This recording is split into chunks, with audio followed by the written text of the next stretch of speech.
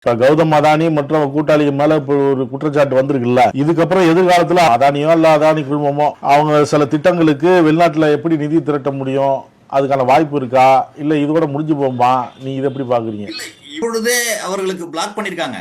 பல நாடுகள்ல அவர் fund raise பண்ண முடியாது. ஆனா இந்தியா இருக்கிறப்ப அவருக்கு என்ன கவலை? உங்களுக்கு இந்திய பிரதமர் இருக்காரு அவருக்கு, அப்புறம் என்ன கவலை? நீங்க இந்தியாவில் எடுத்துக்கிட்டீங்கன்னா அதானிக்கு ஸ்டேட் பேங்க் ஆஃப் இந்தியா 27,000 கோடி கொடுத்துருக்கு.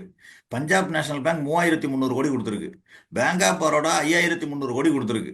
இவைகள்லாம் அதே மாதிரி கனரா பேங்க், யூகோ பேங்க் இவங்கெல்லாம் கொடுத்துருக்காங்க, கடன் கொடுத்துருக்காங்க. எல்ஐசி சொல்றாங்க. அது வந்து ஷேர். நீங்க கடந்த முறை என்ன பண்ணாங்கன்னா, கடந்த முறை என்ன செய்தார்கள் என்று சொன்னால், பங்கு சந்தையில இவருடைய ஹிண்டன்பர்க் அறிக்கை வந்தவுடன் இவருடைய பங்கு வீழ்ச்சி அடைகிறது. வீழ்ச்சி அடைந்த உடனே என்ன பண்றாங்கன்னா, எல்ஐசி வந்து அதுல முதலீடு பண்ணுது.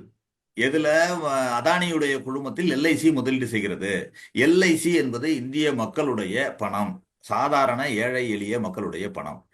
அதை வந்து அதை பண்ணி அதை தூக்கி நிறுத்துறாங்க. உடனே சொல்றாங்க, பார்த்தீங்களா இவ்வளவு சொன்னீங்க, அவங்க பங்கு சந்தையில அவங்க வந்து ஒன்றும் வீழ்ச்சி அடையல பாருங்க அவங்களுடைய இதுன்னு சொல்லி அந்த அதானி குழுமத்தை தூக்கி நிறுத்துகிறது. எல்ஐசியால் தூக்கி நிறுத்தப்பட்டது. நீங்க இதே ஹிண்டன்பர்க் சொல்றாங்களே, அதானி வந்து இதுல அமெரிக்க நிறுவனம் வந்து ஹிண்டன்பர்க் என்பது ஒரு தனியார் நிறுவனம், அவங்க ஒரு பிளாக்மெயில் குரூப், அது சொல்றதெல்லாம் பெருசா எடுத்துக்க முடியாதுன்னு சொல்றாங்க இவங்க. அதே ஹிண்டன்பர்க் தான் என்ன சொல்றாங்கன்னா, நண்பன் ஒரு குரூப் வந்து அமெரிக்கால இன்வெஸ்ட்மெண்ட்டை திரட்டுறாங்க.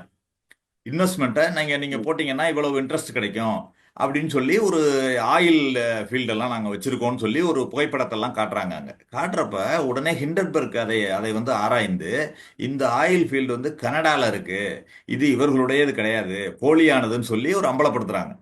உடனே அந்த அமெரிக்கா என்ன செய்றாங்கன்னா, அதன் மீது நடவடிக்கை எடுத்து, அமெரிக்க அரசாங்கமே அதன் மீது நடவடிக்கை எடுத்து, அந்த நண்பன் குரூப்போட சொத்துக்களை எல்லாம் பறிமுதல் செய்து நடவடிக்கை எடுக்கிறாங்க, ஃப்ரீஸ் பண்றாங்க.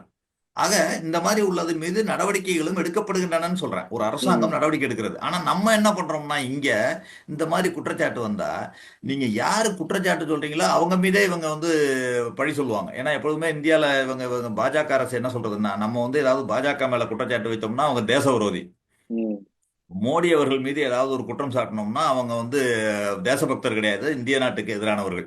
இப்படி ஒரு குற்றம் சாட்டி இவர்கள் தப்பிப்பது தான் இவர்களுடைய வாடிக்கையாக இருக்கிறது.